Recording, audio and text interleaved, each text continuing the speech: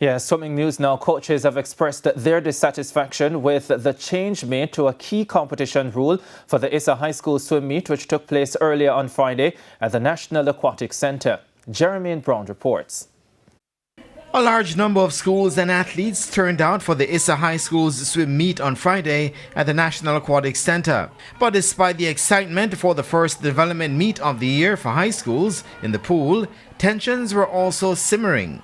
Coaches were expressing their dissatisfaction to a key rule change, which will see the number of entries per event for schools being reduced.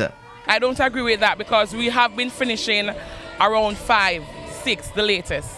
So I don't know what's the cause for it, but it's really a problem for my team because I have at least 60 swimmers and I was only limited to 32.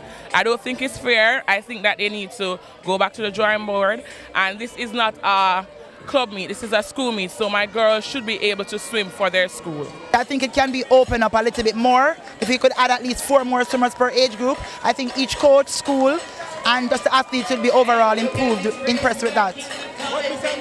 But Joseph Reynolds, head of the ISSA Swim Committee and an ASAJ council member, says that the rule change was necessary. This school swimming committee, in conjunction with the VP of swimming, decided that we are going to take on the international standard.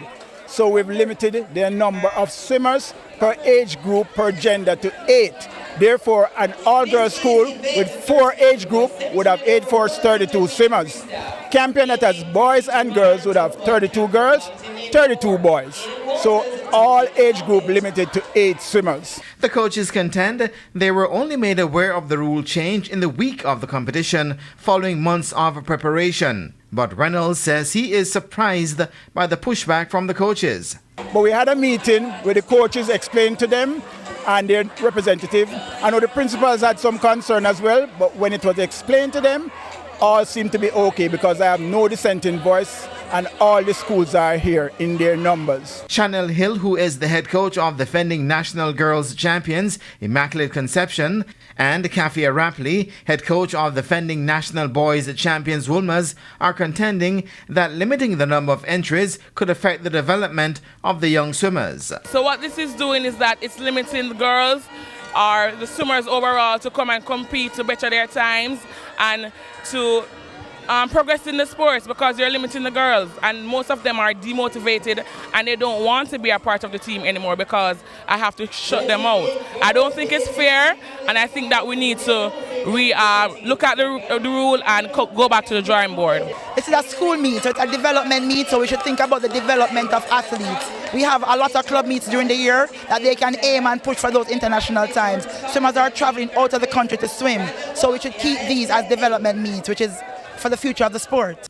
But Reynolds disagrees, noting there will be no reversal of the change. Because we also limit the amount of events each swimmer can participate in. So if they spread them out properly, then a lot of swimmers would get a chance to participate because one swimmer can't do all events.